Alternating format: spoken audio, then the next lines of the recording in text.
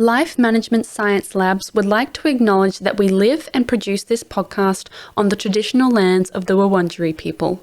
We'd also like to acknowledge the traditional owners of the lands of our listeners and our international colleagues.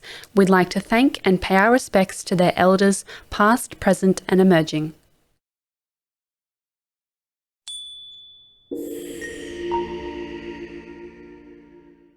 Hello everyone and welcome to Work in Progress, the Personal Productivity Science Insights podcast produced by LMSL, the Life Management Science Labs.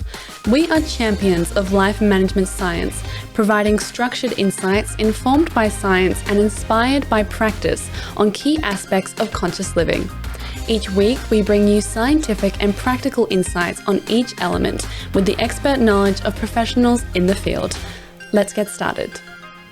Hi guys and welcome back. I'm your host Tia Hama and today I'm joined by Aditi Kutty, colleague and host of Self-Improvement Atlas and Reloscope. In today's episode we are talking about decisiveness or indecisiveness and more specifically FOMO and how it affects our personal productivity. So let's get started. Hi Aditi, how are you? I'm good. Thank you so much for having me. Thank you so much for being here. Now obviously you're a co-host of mine so I know everything about you, but maybe the listeners don't. So, for those who don't know you, do you mind explaining who you are and what it is you do? First of all, a long-time listener of the show, so thank you for having me Thank you so much. I've been listening since the first episode. Oh my God. Ultimate fan. OG. I am the host of two of LMSL's podcasts. One of them is Self-Improvement Atlas, the Personal Science Insights podcast, and the other is Reloscopes, the Relationship Science Insights podcast. Woo-hoo. So a very wide range of topics. Pretty broad. Very broad. Yeah. I'm talking about a lot of things. I haven't got to talk about productivity yet, but I feel like it comes up sometimes in some of the related topics in like my personal science podcast. Yeah, I could see that happening. Yeah, so like nutrition and like and that pretty kind important, of thing where it's kind of like all about, you know, actually doing the work and like getting yourself in the mood to do the work. Yeah. Stuff like that. Totally. So like it comes up, but I've never like talked about it specifically. Yeah. So amazing. Yeah. Awesome. Yeah. For those who are listening, me and Aditi are not experts. We just want to put that out there right now. So this is just a guest host episode. It's essentially like the thing that I did with Dina and I had Gabriella on as well. Go back and listen to those episodes. But yeah, so we are not experts. We just want to put that out there. So we are just discussing indecisiveness and FOMO from our perspectives, what we've learned about as hosts, but also just as 20-year-old people in this crazy little sphere that we live in. So before we dive into that in a little bit more detail, we're going to do some get to know the guest questions. So who is Aditi? So my first question is, what is a recent book you've read or one that you loved? So the last book I finished is a book that's actually one of my favorites, Mrs. Dalloway by Virginia Woolf. Oh, cool. I read her in like love her. year 12 literature. Yeah.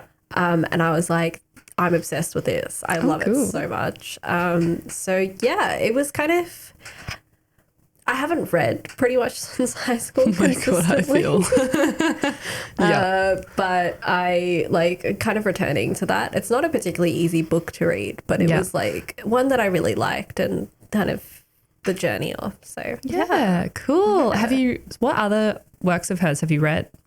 I read a bit of Orlando. I never fully got through it. Like I said, I've struggled to read since like the end of high school. Yeah, oh my gosh. I read Mrs. Dalloway. After we were forced to for like so many years. Yeah. I read Mrs. Dalloway. Well, I used to like read on my own. I used to be a massive bookworm. Yeah. But like I read Mrs. Dalloway and I was like, I want to read everything else she's written. Yeah. And then I tried Orlando and I was like, this is so hard. Yeah. Yeah, it's a bit of a challenge. But I was like that with Pride and Prejudice and I was like, I can't do this. Yeah, maybe just watch the movie. I love the movie. Have you watched the movie or the TV show? I watched the movie. Okay. Yeah. All right. I know the TV show is supposed to be better. Yeah. The TV show people hate the movie. And then I find the movie people hate the TV show. Because I was a movie girl. I started with the movie. I didn't know there was a TV show. And then I started with the movie and I grew up with the movie. And then I was dating this guy and he was like, what the hell? He was like, the movie's crap. He was like, the show is so good. And he forced me to watch it. It wasn't bad. It was just like, I loved the movie. I don't know if that was a nostalgia thing. Yeah. Because, you know, like you grow up with something and you're like, this is so good, even though it's probably not that great. Also, Pride and Prejudice is not my favorite Austen book. Yeah, no, mine neither. Yeah. I liked Sense and Sensibility a I like lot more. Emma. Yeah. Okay, so let's move on to movies. What is a movie you would recommend? Not the last movie I watched, actually. Maybe the one before that. I would recommend Emily, which is about Emily Bronte. Yeah, okay. It's one of those, the best way I can describe it is like those women that write. Yeah. Kind of. Yeah. It's definitely one of those very similar in tone to like Little Women, but a little more gothic and dark, obviously, because that's the tone of her novels. And I found that it made me want to write a lot more. So like I was like, came back from the movie, I was like, where's my fountain pen? Yeah. I just have to write my thoughts. Yeah. I didn't find my fountain pen didn't work, so I gave up. But you actually have a fountain pen? Yeah. Oh my good Lord. This is going to be a tangent. No, I'm here for it. Do it. When I used to go to school in India, for whatever reason, we were prescribed like certain writing materials and types of notebooks as part of our like kind of book list that we had to buy. For whatever reason, for math, we had to use a fountain pen. Like it was compulsory. Oh my goodness. Not for any of the other subjects. That makes you sound so smart. That's so cool. But did anyone know how to use it? No, yeah, we did. We were taught how to use it. It was a mess, but like we were taught how to use it. Yeah. And they were pretty cheap in India as well. It wasn't like an expensive fountain That's so cool. But it doesn't work. Right. Anymore. I'm sure I can fix it because it's a fountain pen. It's supposed to be like easily fixed. Yeah. Did you see Emily like in cinemas or online? Yeah, I did. Oh, cool. I took my mum for her birthday. That's so nice. Yeah, Oh, that's cool. I love that whole like women that write vibe. Like the I think you crazy like British Emily. woman with like hair and like I'm so she here yells for that. like freedom of thought in like the movie and everything. Like it's a big women that write. Oh, I movie. want to watch this so badly now. I am 100% watching this. Oh my goodness. Okay, so third question. Who is your famous role model, if you have one? Yeah, that's a difficult one. I don't know if I have a famous role model. Off the top of my head, mainly because it was like the anniversary of her death recently. Kalpana Chawla. She was the first female astronaut. Indian female astronaut. Yeah, wow. She was Indian American. Yeah. In space. And I remember like this is back when I lived in the US. Yes, I lived in a lot of places. Back when I lived in the US. Was she like Native American Indian? No. She's like South Asian Indian. Yeah. Cool. So I remember it was like 2001. I was still in school and like she looked just like me and she went to space, but then like it crashed. Yeah, the spaceship crashed and everyone died in it, including her. Oh, no. So, yeah. But she was kind of an icon, I think, for a lot of like, people that look like me, like a lot of diaspora kids that look like me. So that is so awesome. Yeah. Oh, amazing. You never hear about female astronauts. Yeah. Or at least not like not people often. of color, like astronauts. Definitely not, like very, and very much like in 2001. So it was like a very long time. Yeah, wow, ago. that's such a long time. Yeah. Oh my goodness. All right. What is your favorite podcast? Or like, what's a podcast that you like listening to? Yeah. Or you can give me a variation. Yeah. Because people have different interests. I listen to many podcasts. Yeah. Okay. Many podcasts. They're usually about history. I was going to say, are they all of like one consistent topic or do you listen to like casual? History. I listen to a lot of the really popular ones like Ologies, which is a science communication. Yeah, I have heard you mention that so many times. And like You're Wrong About, which is another really cool one. Okay. But I think the one I'd like to recommend is You're Dead to Me. That's another history podcast. It's like from BBC 4. And what they do is they get like on a particular topic a relevant historian and then just a random comedian. Yeah. And like get them to discuss the same thing. What? That's so cool. So like kunk on earth. Yeah, Like, that's well, so I mean, great. kunk. I feel like kunk is just a different level. It's so I random. don't think that can be met. But Yeah. it's usually like the comedians, like just they don't know anything, and I it's love that. great, and I they get feel that quizzed on what they 100%. know at the end of it. It's so good. We should do that. Oh my good Lord. That's so great. Honestly, I love that.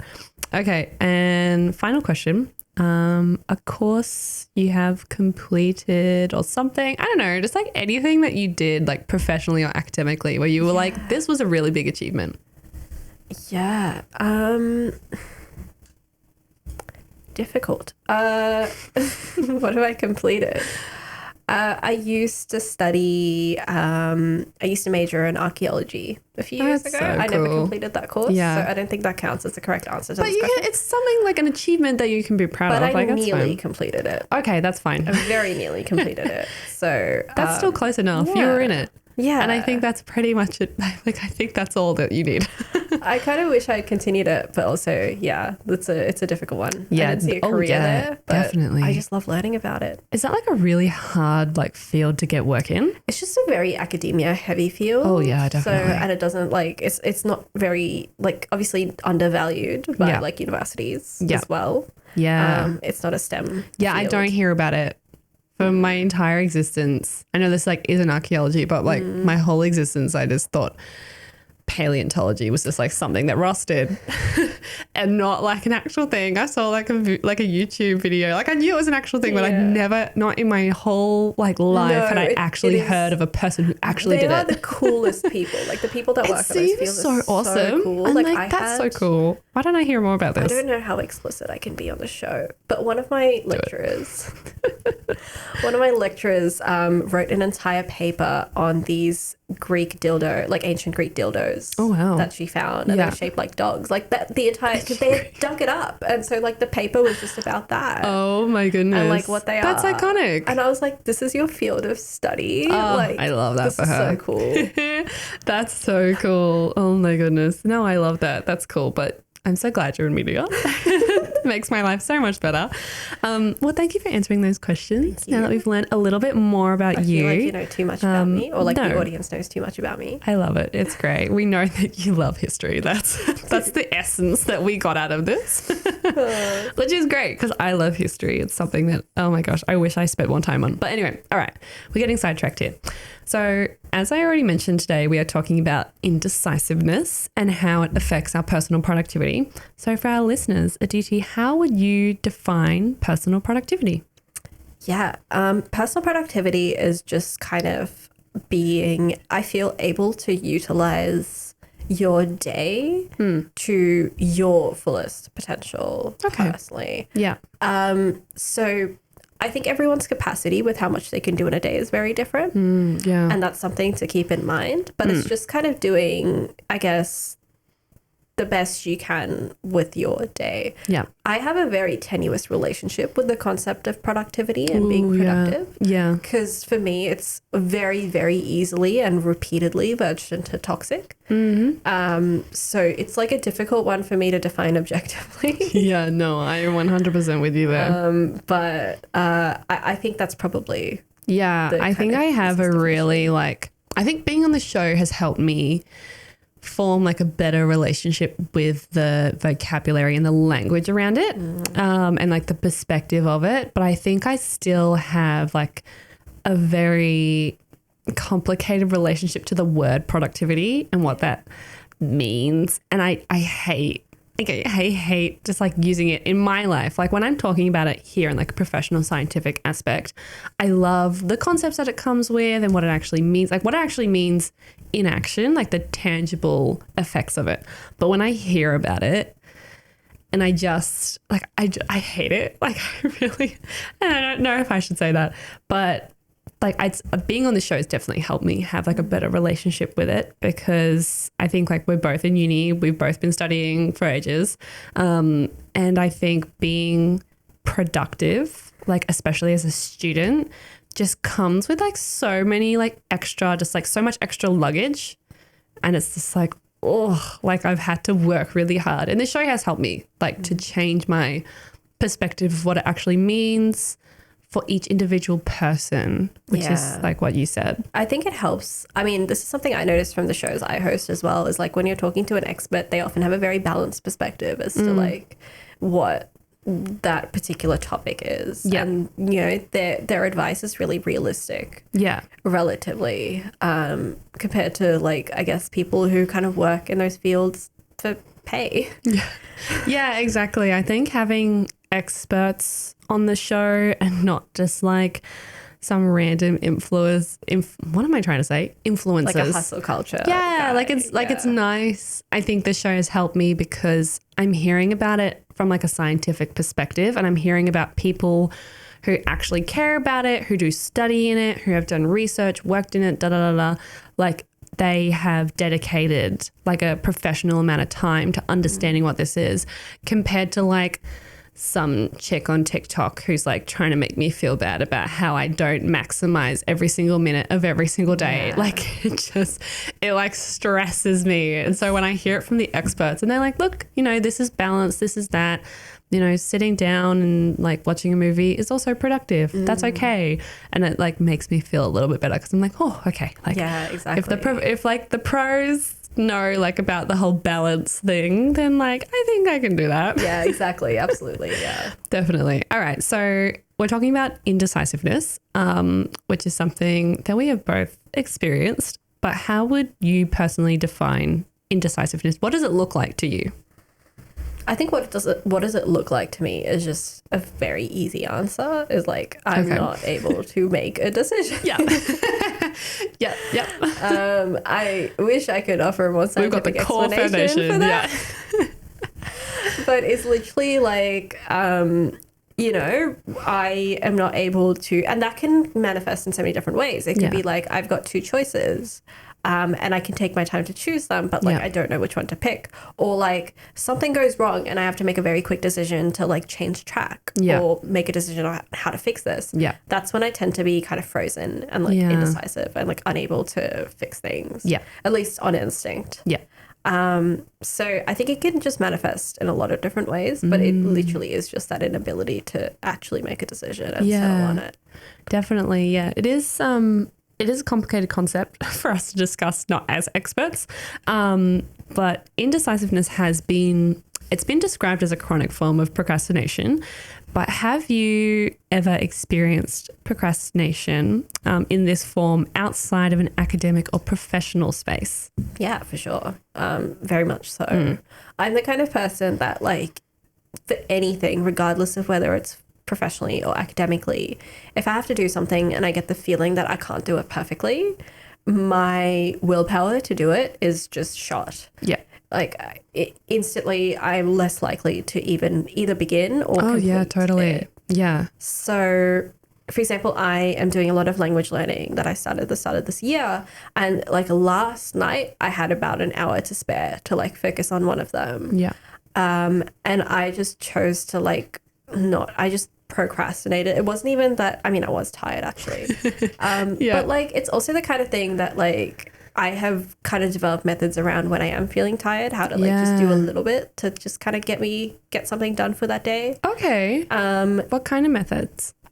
Just like literally like reading over stuff that like I've already learned instead of like learning things that like aren't too like brain heavy. Yeah, exactly. Yeah. Like it's still gonna like I can just read over it, and instead of doing that I was just like I'll just watch a few videos and then never got around to like the actual language part. But I procrastinate quite a bit, and that's just one example. I procrastinate even on hobbies. Like I'll be like, I'm going to do this 100%. Hobby today, and then I end up just not doing that at all. Oh yeah, and kind of just sitting on Instagram for like 3 hours instead. Yeah, I find that even with things that I enjoy, which is so annoying because I'm just like, I enjoy doing this. Like, what is my problem? Like, I'm in the process of finishing something with NYU at the moment, and I enjoy it. But I just like haven't done it for like a month, and I'm like, good Lord, Tia, like this is so bad.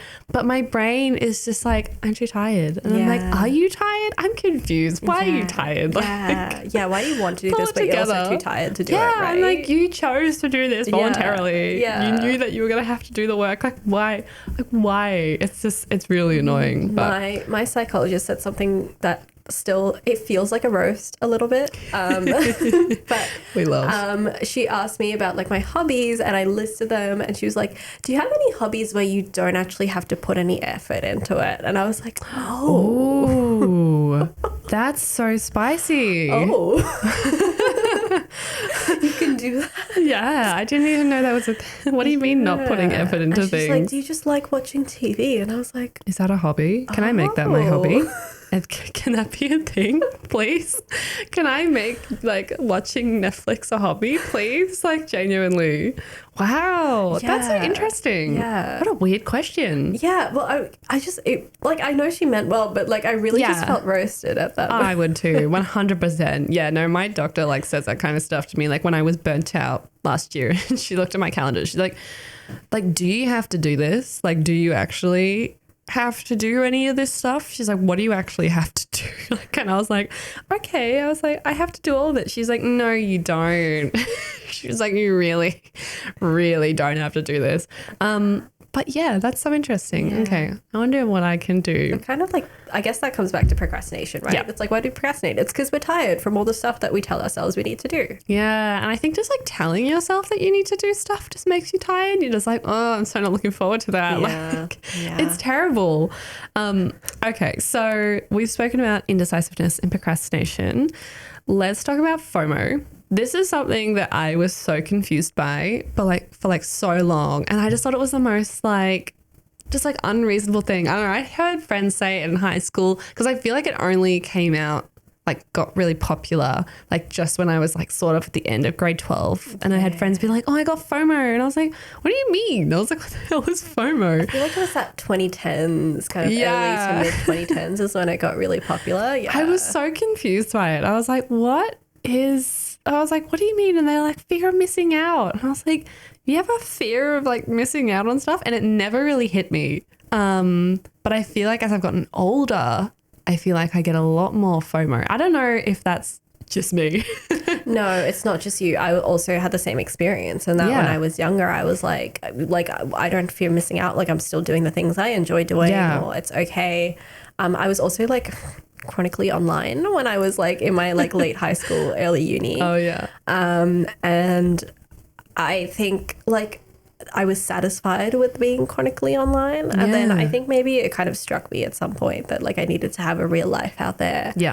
And when I got to that point, I realized that other people were already doing that and they'd already like established those routines. And Scary. yeah, that's when I felt Yeah. the FOMO a little bit. Yeah. I mean, it's definitely a lot more than just that, right? Oh, yeah, definitely. Like, And we're going to break it down because like FOMO, it's this fear of missing out. And it's different from what I've read from my not unprofessional perspective. From what I've read, it is different from like knowing what you like. Like it is different from like not being able to make a decision about what you like. It's just like knowing that you might like lots of things. And that's the problem, like being so, I think it's like being like a generalist. So what does fear of missing out, like how would you define that for someone who doesn't know, like for someone who has no kind of knowledge of what it is, like basically like at the foundation level, how would you describe it? I think most people associate it's fear of missing out on specific experiences Yeah. or events, right? Like I think that's the way most people understand it. I think for me, it's kind of like, I'm trying to think of a specific example where I've experienced it. Yeah, a concert, you know, Yeah. for example, that friends Yeah. have gone to, and I made a decision not to go to that concert because I was like, I knew that I wouldn't necessarily like the specific songs that artist was going to play there because I didn't like the album that she was touring on. Yeah. But then like everyone and their mum was going to that concert. Yeah. Oh, yeah. And it was like all of my socials, and my friends were sending me videos as well because they knew Oh my gosh, like yeah, I liked you can't get away from it. the artist. And then I was like, yeah, I really wish I'd gone because it looks like everyone had a really good time. Yeah. And yeah, I think it's stuff like that. I think for me, I experienced FOMO more after the fact rather than before the fact. Yeah, me too. That's the way it manifests for me. But especially if it looked good. And like if it didn't, then I'm like, oh yeah, cool. Like I'm glad I didn't go. Exactly. And then, but if it looked good, like, and then I didn't go and it was afterwards and I was like, it's like, I really wish I'd gone. That would have been cool. Yeah. I feel like everyone gets that, but I feel like FOMO especially like is related to missing out on a certain type of experience. Yes. I found this mainly just for myself. Like it has to do with the activity. But I think people are searching for a certain type of feeling. And so they're trying to figure out sort of which activity and which thing is going to provide them with like a certain experience that comes with certain feelings. I find there's a lot on New Year's Eve when I decide like what I'm going to do. I get such bad FOMO on New Year's Eve because there's so many things going on and I very rarely go out for New Year's Eve. I got to preface this. Like a lot of the time I choose to stay in and I'm just like, I'm asleep before it's 12. Like it's very blasé. But like this year, how do I say this? Because it was New Year's Eve for 2023. Oh, good Lord. It's 2022 New Year's Eve going into 2023. Yes, thank you. Yeah, I was confused. I was like, how do I say this? And I made plans with like a girlfriend of mine and because I was going to be in Melbourne for the first time because I'm usually in Brisbane and I was like, oh my gosh, I'm going to be in Melbourne. I have to do something because Brisbane doesn't do anything. I love you, Brisbane, but like, sweetie, you don't do anything. Like it's really blasé. But I have some really fun friends in Brisbane. And I'm like, okay, I know I have a good time with them, but I'm going to be in Melbourne. Who can I catch up with? And I organised stuff with a girlfriend because I knew that she would be willing to go out. But then there was a tiny part of me that was like, I just want to check and see what my other friends are doing just in case they're doing something better. Because I was like, if they're doing something better, I don't want to be stuck like not like seeing them have a good time and not have a good time. And I text them and I was like, what are you guys doing like for New Year's? And they were like, oh, nothing. Like we're just staying in. Like, do you want to come over? Like we're just going to have drinks and like dinner and stuff. And I was like, oh, okay. No, like it's okay. Like thanks anyway. And then I went back and like had a good time with my girlfriend and we just like hung out. But like it was so funny because I was like, oh, no, I'm okay. It's like after I found out that I was like, oh, okay, it's probably not going to be that good. It's so sad. Yeah, I'm trying to think of like if that's ever happened to me. I don't think it has. Oh, that's good. I don't think I've ever experienced that specific kind. I think for me, it's definitely been like either I've chosen not to go to something or I have been unable to go to something. And then okay. I see like the evidence of those people having fun and I'm like, oh, I wish I had gone. Damn. I think that's how it manifests for me. But I guess like the, searching for experiences thing to a certain extent, I've experienced that academically. I've changed tracks so many times on like what I studied. My resume is a hot mess. I don't even put the majority of it on my resume because it's that irrelevant. But I've changed tracks so many times because I've always felt like I'm not. I love new experiences as well, so that doesn't help. But I've always felt like I've not found what I'm looking for in that particular kind of, degree or career path.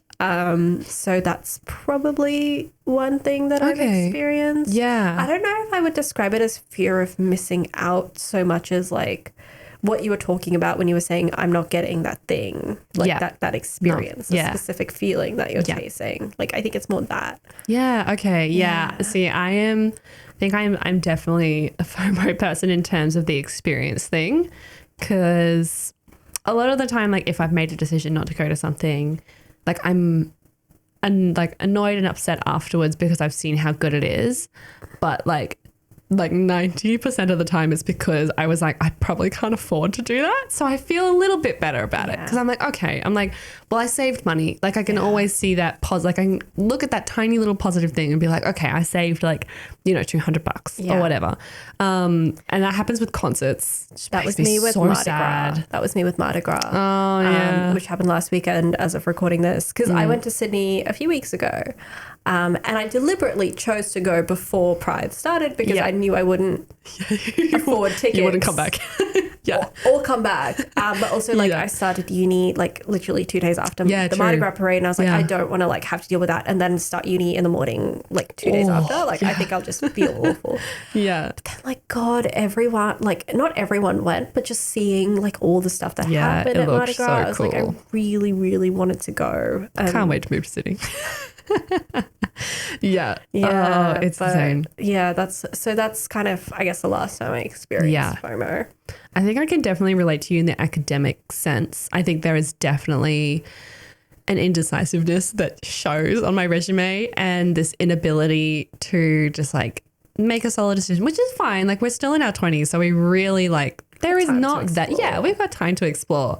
But I am constantly searching for this, like, I'm just like obsessed with having fun, which is like fine. But I'm never like, okay, not having fun. Like, I am the fun friend, which is not always great, but it's like, it doesn't mean I'm like, you know, I'm not like a party animal like that. I feel like that didn't come out right. Are you enjoying what you're doing? Yeah, like I want to be like like enjoying myself just like all the time on a constant basis. And I think that's why I've switched up my interests, and because I'm quite a generalist, and so I have so many different interests that a lot of them do not overlap. And it's just like, how am I supposed to make a decision? Because I am scared of like missing out on this thing or doing this. And I'm like, oh, if I pursue law, then like I'm giving up on being a broadcast journalist, and like that's really fun. Do I want to do this? Or like, if I, you know, change my minor or my, like, it's just so annoying, which is why my resume is like all over the place, because I have just put my foot in so many doors because I'm obsessed with trying to give myself like such a leg up so that when I finally do make a decision, I can be like, oh, okay, I already sort of did this, so I can get into here or I can contact this person. But like, it's exhausting. Yeah. Because you're like, can't I just be one of those people who I'm just like, I like this. That's it. Like, I wish that was it. I know. I feel that so much. Yeah, that's definitely been a problem. I feel like also, like, in particular with media and with law for you, it's a lot of chasing opportunities outside of uni as well. That's like crucial. It's like so crucial. So it's just kind of, it would be so exhausting. It is, yeah. And you know, like, it's so exhausting, and you're just trying to, and especially because, and I found like this is the thing that I find the most hard to deal with, is because you know there is someone else who is completely committing themselves to it, and they are chasing it so much harder than you. And so you're like, I have to also do that, because otherwise they're going to get it and I'm not, and I'm never going to make it. And so I'm trying to like, you know, we're both like trying to compete in like 2 fields and like have like that same level of one person who would just be competing in one field. And I'm like trying to put my foot in media and law and compete in both of those like consecutively, and do just as well as someone else who would be competing in one field. So exhausting, which is why we've both been burnt out. I'm lucky in that I've gotten to a point where I've made a decision about picking one, knowing that I'll be able to pursue the other later. Yeah. So it's not as bad, but I understand and fully empathize. Oh, it's totally exhausting. Yeah, exactly. All right, so going back to indecisiveness, it's seen as a side effect of perfectionism, which can often be a barrier, as we've found out on this podcast, can be a barrier to happiness and productivity. Do you think that perfectionism plays into FOMO?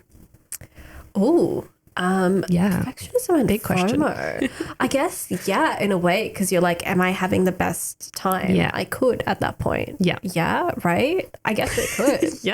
I've never thought of it that way.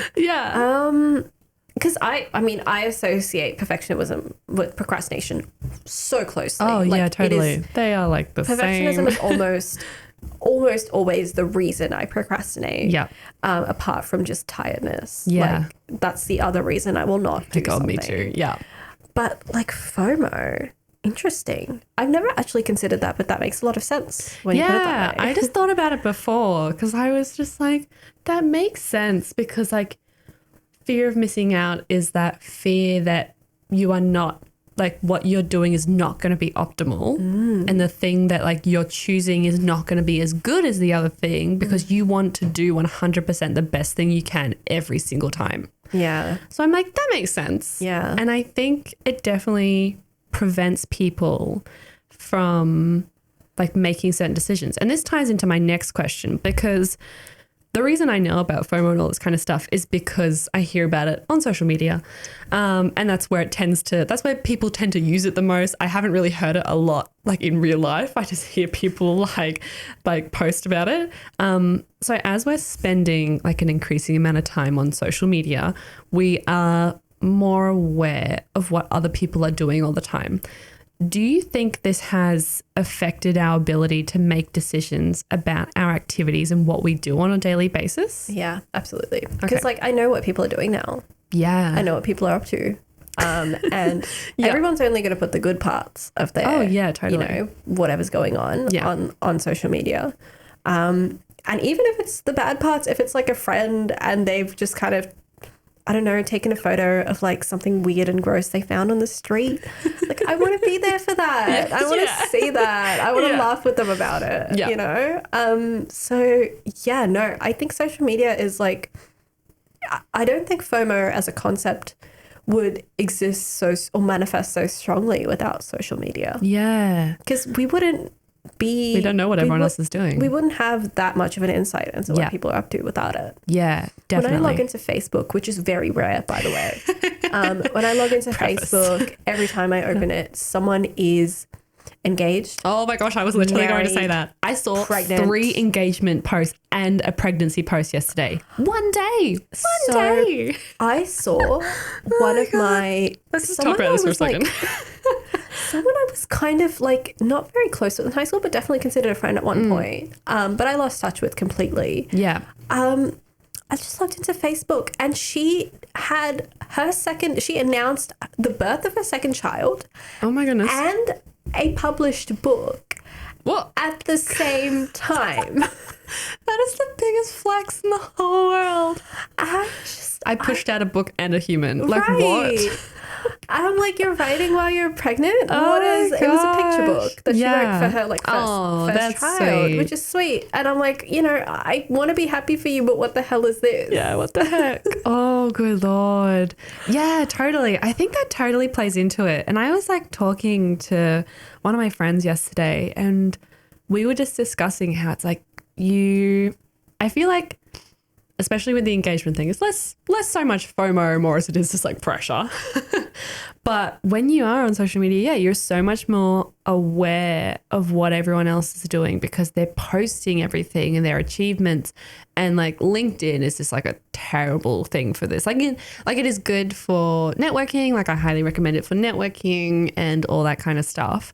Like it's good for you to contact people who are in your industry and opportunities and all that kind of stuff. But it's also the place where people show off. Yeah, it is like the place where it is primarily accepted for you to flex. That's everything. The whole point. It's the whole point. Yeah, it's literally why it's called LinkedIn. Like it's insane, and I think FOMO would definitely not be what it is today if it wasn't for social media, because you wouldn't know what anyone else was doing.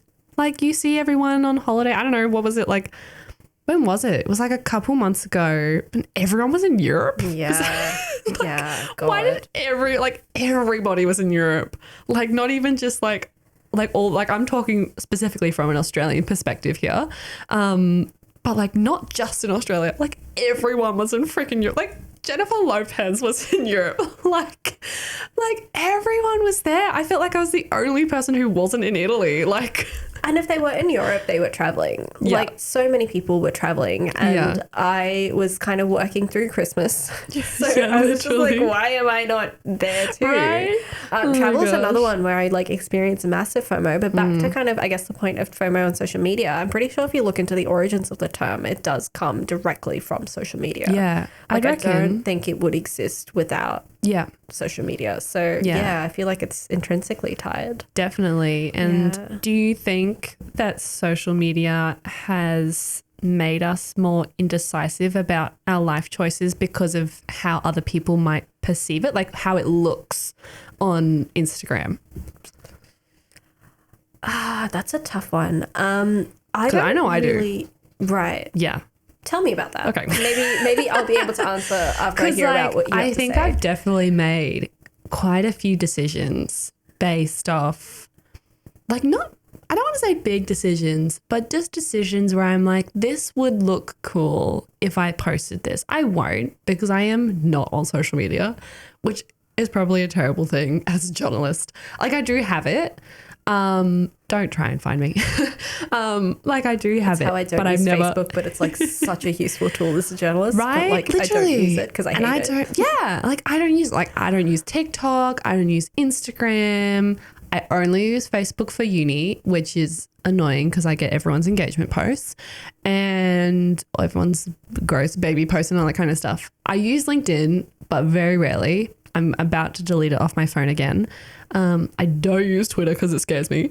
But I don't use them. But I still have this like headspace of when I do something, especially when I buy things or make things that like look aesthetically pleasing. And I'm like, this would be really pretty if I posted this, or someone would be really impressed by my day or my career thing or whatever. Like, this is really aesthetically pleasing and would be well received on social media. I'm not going to post it, but I just have that headspace of like, this would do well on social media. I don't know if that's just as a journalist, but like, I feel like it's a thing. Like, it makes me more indecisive because I'm like, how would this be perceived on social media?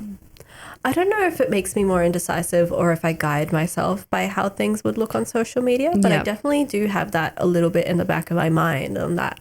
How can I frame this experience for social media? Yeah. I'm not like a super frequent poster and I don't really care about impressing people on social media personally. I am a frequent user of Instagram. Twitter is my most used social media service, really? which should tell you a little bit about me as a person. Aditi is so much braver than I am. Like, she is so bold. I love staying in my bubble. Like, here's the thing about Twitter, and I don't want to go into too much of a tangent here, but here's the thing. You can curate it very easily compared to other social media websites. Really? To cater to your tastes. Because there's no algorithm. Okay. It's not algorithm based. The content you see is all the people you follow. Right. So, okay. I mean, they are trying to shift. They've got an algorithm. You can make it an echo chamber if you need it to. Yeah, exactly. Yeah. Okay. Interesting. There is like algorithm based features now, but you can. There are options to like filter that stuff out, and it's very much like you can create an echo chamber. The content that you can hide, so like just general terms that you can just mute. Just completely blanket mute. Yeah. You can do that as well. Mute so like terms. Completely. Wow. So like even someone you're following, if they tweet about something you don't want to see.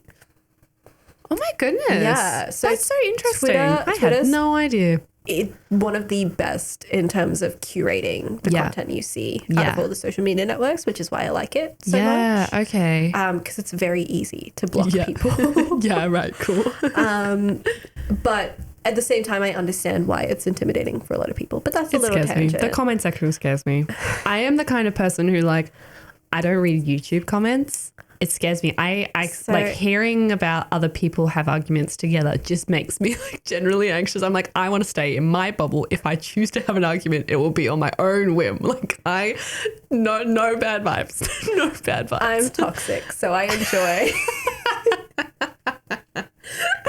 I read through some of the replies just for the drama. That's and I think good. The thing about Twitter that is hit or miss for sure. Sometimes it can get very vitriolic and awful. That's a nice word. But sometimes it can be just people joking about it. And the funniest jokes are on Twitter. Yeah. Because people just do not care about how they Twitter appear. is definitely way more funny than any platform. It is so I feel like funny. the people on Twitter like just, I don't know, they know something. Like they just... Well, there's no sense of self-preservation. Like no one's pretending no one is pretending. Anything. Well, people are pretending, so but they're blunt. pretending to be the worst version of themselves. So that's what Everyone makes wants it to be so much toxic. better. Yeah. Everyone comes on Twitter just like, I'm going to be my most just toxic to be their worst self. Yeah. So I think that's why I don't know what that says about me, but that's why I like it. No, but like I can see like as a journalist like how that would be. It is definitely useful, like really like interesting gauge on what people are thinking. Yeah, definitely. I mean, it's definitely not an accurate gauge, but you can definitely see the two extremes of any debate on Twitter, which is always interesting. But what was the question? I have absolutely no idea. I don't know. That's a good tangent.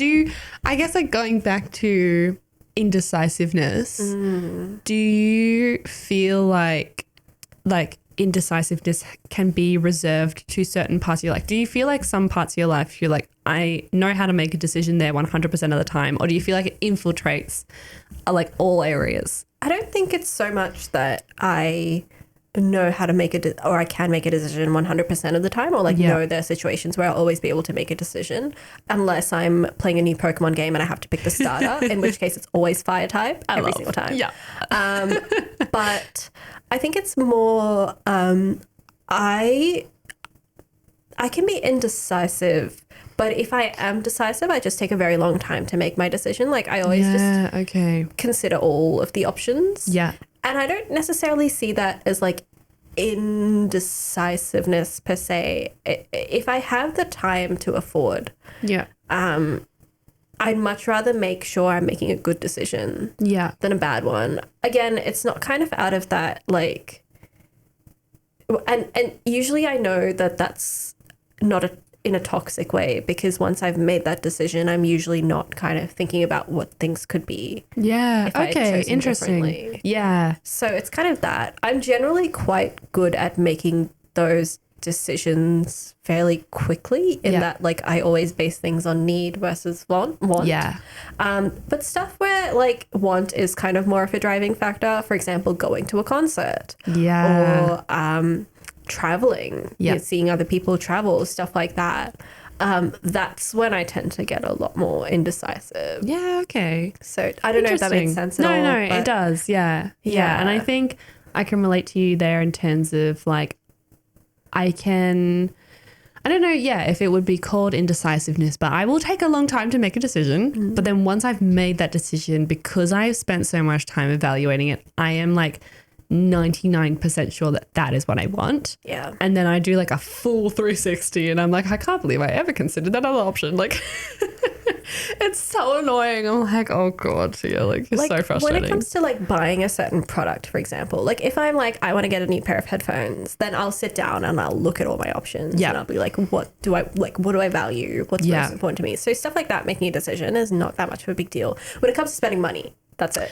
When it comes to spending money, I'm like, I'm pretty decisive. Yeah. So I already like, because I'm like, okay, what do I need out of this? Yeah. And what's the cheapest way I can get what I need?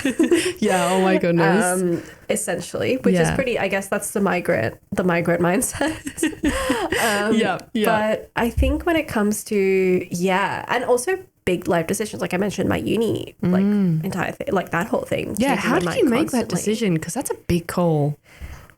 I wish I could say I spent a lot of time thinking about it, Seriously? but it was just feelings. Oh my goodness. A lot of times feelings. Yeah. And like, I've never regretted a change I've made. I think every change I've made has pushed me closer to the right direction. And right now, the current place I'm at is like, I wouldn't say it's without struggle, but like, I've been pretty sure about it for the past few years. Yeah.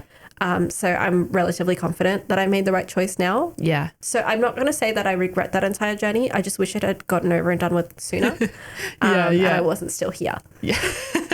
Yeah. No, I feel you 100%. So I feel like I'm finally at a point, almost maybe. I'm at 99% there.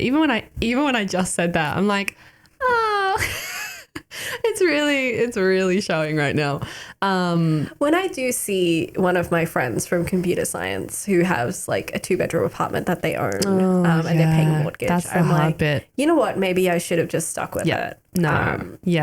But it's more like, you know, money as opposed to experience, if that makes sense. I don't regret for my mental and personal health and like peace of mind and my soul, I don't regret the decisions I've made. Yeah. But in this economy, just not great decisions. You know what I mean? No, I'm with you there. It's I think it's like one of the key reasons that I've like pushed through with law school, because I'm just like, I may end up having to do this just to survive or at least to make a decent amount of money, like to take care of my family and all that kind of stuff. So I'm like, oh, okay, in that circumstance, it's probably a good decision. I don't think I will ever 100% know if this was if law school was ever a good decision. I think with big questions like that, it's difficult to fully you're always going to think about other options. Oh yeah, I don't totally. think it's possible and to not I do am that. I'm so flighty, and my emotions are just so like up, down. So like so many times, like every single year, like almost every semester, I am dropping out of law school. Like I cannot do this anymore. I am done. I finished. did drop out because I just had a feeling. So like back when I was studying archaeology and film and TV studies. That's amazing. It was literally because Monash was like... I shouldn't name names. My previous university was messing with my enrollment, and I was like, I've had enough of this. I'm dropping out. Yeah. Oh my goodness. Like I could have fought for it. Gutsy. I could have sat down and fought for it, but I had no energy for it. I left and I started over at a new university. Wow. Yeah. Oh my goodness. I wish I could do that. I am like so indecisive because I see myself change my mind like every month. But was I decisive or was I procrastinating? Oh, I don't know. It's tough, but I feel like I am very close to, or at least right now, I am happy with like one of my sort of two career choices that I have worked really hard to make happen. And I'm like, okay, if I do this or if I do that, you'll be okay. I am 99% sure that I will be happy doing either. If I don't like one, then I can always do this one. And that's like totally fine. And I will happily do the other one. Yeah. And I don't know if that's just like me just like almost like giving myself the credit of trying the first one and knowing that I at least tried, because I don't feel for like context, the first one being trying to be a lawyer, the second one being like a journalist, or more specifically a fashion journalist. And I don't know if it's like I've forced myself to be okay with the idea of being a journalist because I don't want to admit that I don't want to say that I've wasted time, and I don't want to have wasted potential, all that kind of stuff, which is just such... That's a very difficult one because I've been there as well. Exactly. Yeah. And it's just like so tough. So I'm like, okay, I feel like I am happy with these two things. The reason that I'm happy with them is two very different, like it's very different conversation. But that's a whole thing. Oh, we could be here for hours. Oh yeah, that's a whole thing, and we're not going to go into that. That's an insight into some of the conversations Tia and I have when we're not on this podcast. When we're not on the show, we have some amazing conversations.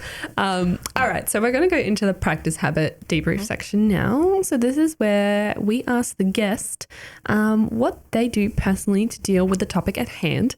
So what is a practice that you do, Aditi, to help you be more decisive?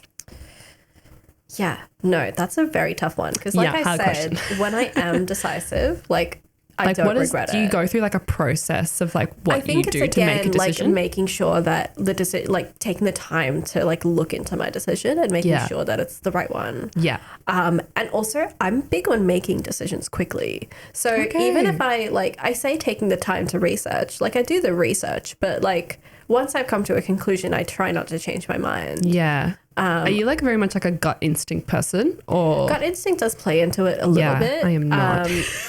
I wish gut I was. instinct plays into it a little bit for sure. Okay. Like I think, for example, like an experience or whatever, I will if I've got kind of two different options as to how to spend my weekend, for example.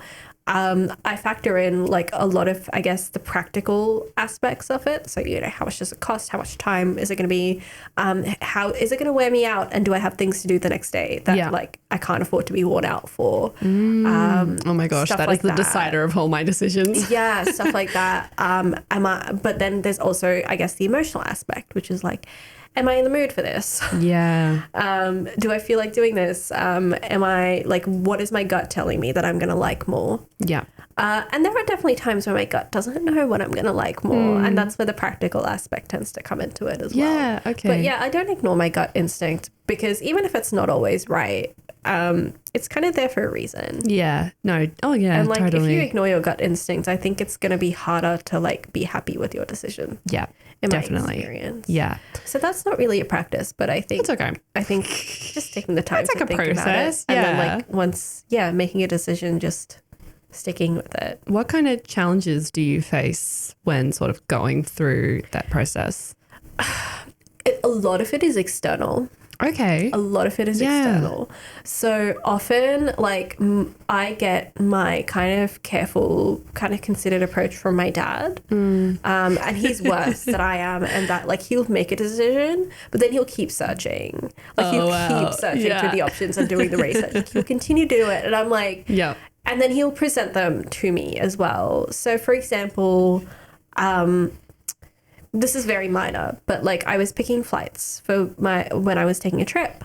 And like I sat down, I spent 2 whole days like researching what were my best possible options. And I looked into not just prices and that kind of thing, but also like how long is the airport trip going to be? Yeah. Like how am I going to handle like that entire journey? Yeah. What time is it going to like land? Stuff, practical aspects, but Yeah. also just like, am I really going to enjoy being on a Jetstar flight for a few hours?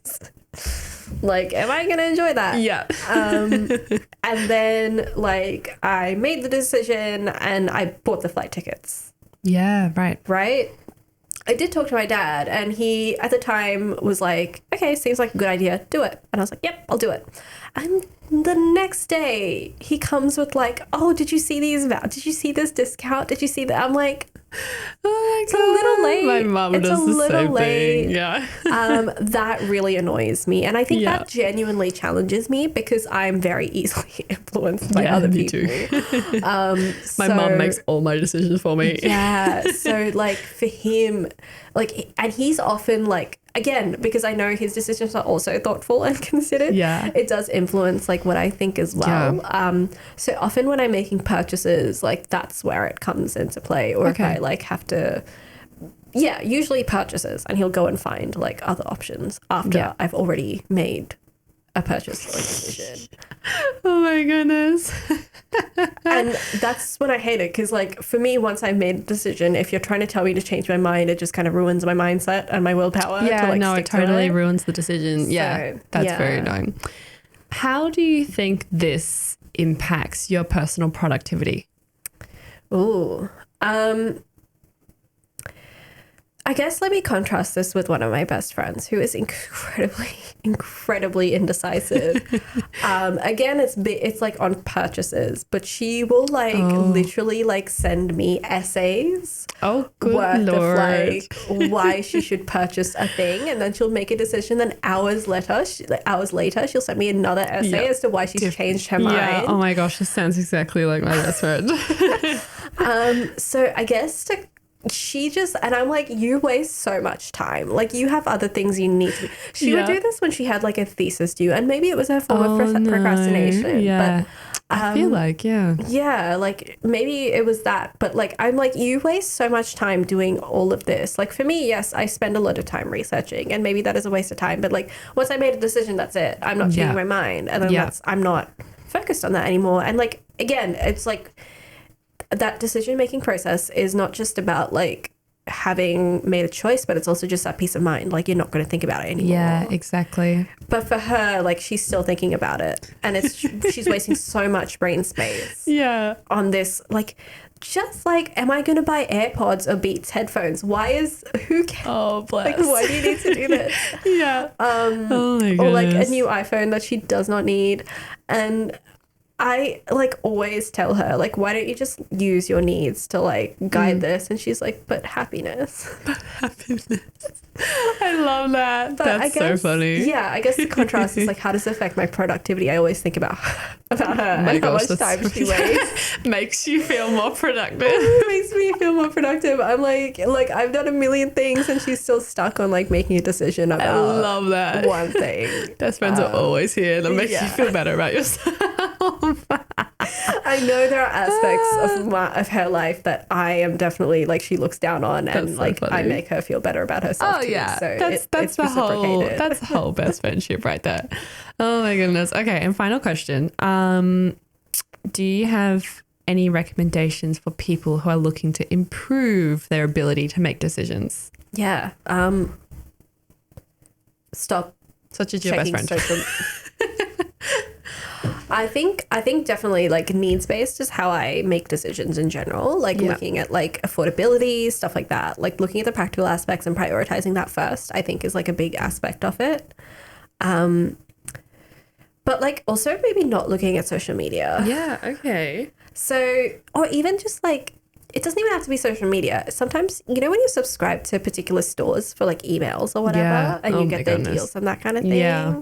So for me, it's stationery. Like I will buy a notebook that I've spent so much time deciding that I want. Yeah. And then like 1 week later, I'll get an email like, look at this new one that's on sale. And I'm like, I want it. I want it so much.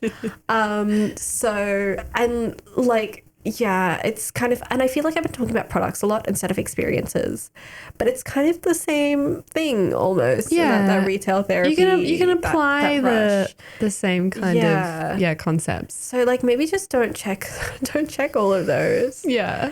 And I think, again, social media, because it's going to show you ads for the thing you just bought or like similar products that you just bought. So maybe just like, it's very difficult to stay off social media because I understand why people need to be on it and want to stay connected with their friends. I think that's genuine. Yeah. But yeah. Yeah, it is hard. And I think I can definitely vouch for the staying off social media thing. But like there are pros and cons to staying off social media as per there is, you know, pros and cons to being on it and all that kind of stuff. But yeah, I think when it comes to making a decision, not for products, but for like personal experiences, and when it comes to FOMO, I think like the biggest thing that I have just had to like knuckle down and just be like, what do I actually want to do? And that is like so hard to actually figure out what that is.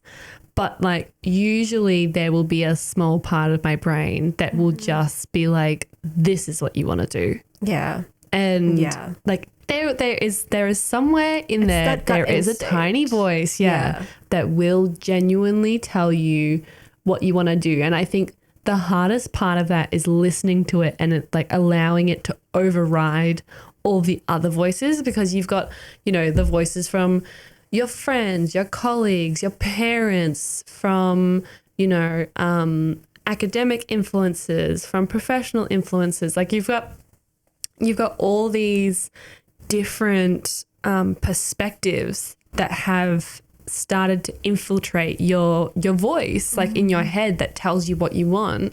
Like I mentioned before, like seeing things through the lens of social media.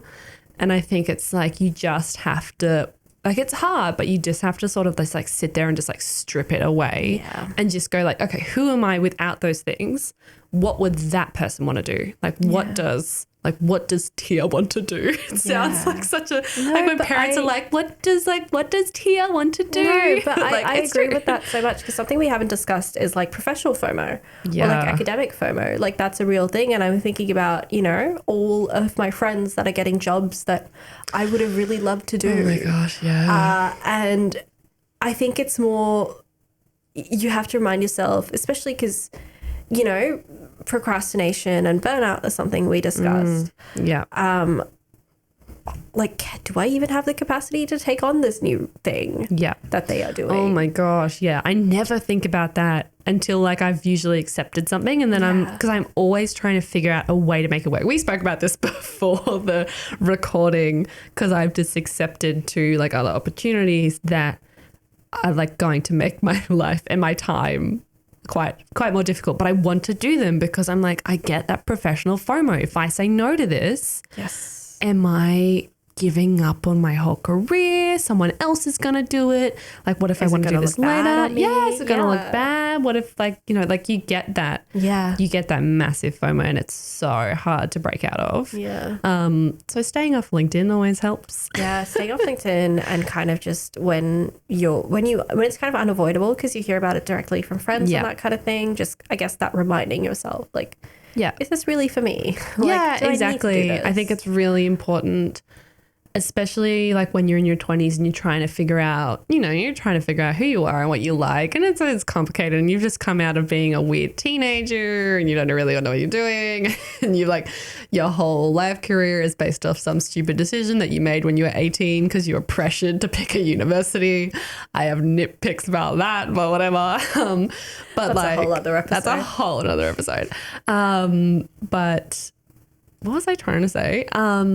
Yeah, it is hard because you're trying to, figure out what it is that you want. And I think it's so crucial. And I've done this so many times. Like I sit down and I actually write down like what my values are, what my morals are, and what I want out of life, not related to money or career or anything, but just like those holistic kind of things in terms of like, I want to be happy. I want to spend time with my family. I want to be able to, you know, have animals. I want to be able to spend time doing this. You know, I want to be able to help people, those kinds of things. And then like making decisions based off those things that you actually know that you love and things that make you happy. And then being like, okay, does this fit into these instead of the other way around? And I think that's been like a massive thing that I still don't do perfectly. Like, hello, like I'm at law school. Like in no way am I valuing my personal happiness here. But like being able to understand who you are and what makes you happy, I think that helps so much with making decisions. And yeah, I found that has helped me just defining just a little bit, not like a whole lot, like doesn't have to be a whole spiel, but just being like, I want to be able to do this and I want to be able to feel this way.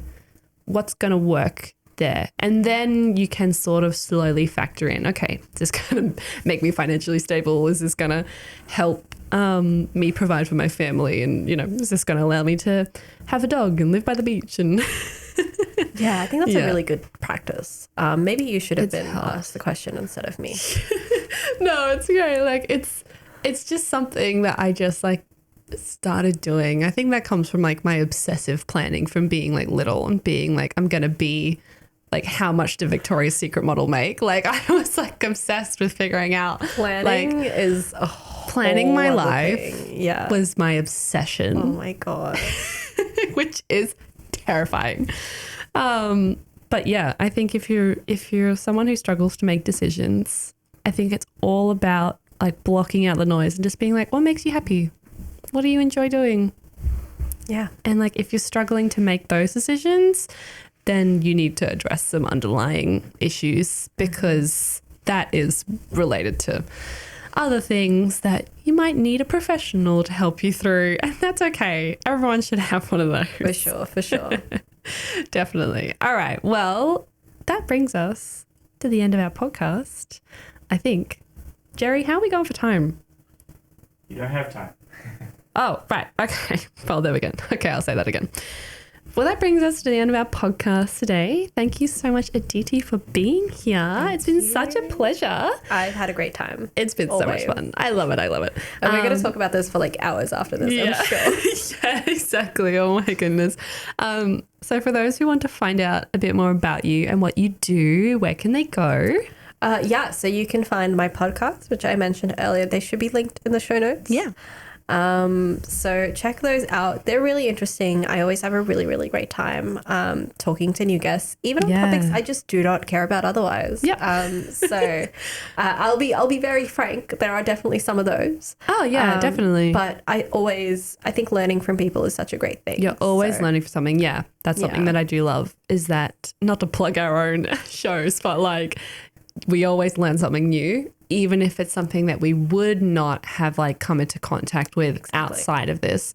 I've always loved that about this job. We learn so much. In saying that, please don't forget to like and subscribe on whatever platform you're listening on, and I'll see you guys next week. Thank you. You have been listening to Work in Progress, the Personal Productivity Science Insights podcast produced by the Life Management Science Labs. Listen to episodes from LMSL's 10 Life Management Perspectives on Apple Podcasts, Google Podcasts, Spotify, YouTube, or other podcasting apps on your smartphone. If you enjoyed this episode, please consider rating our show, sharing it, and subscribing to our channel, as it helps others find us and us grow to bring you more quality resources. More of our work can be found on our website at pp.lmsl.net, where you can join our movement. I'm Tia Harmer. Thanks for tuning in.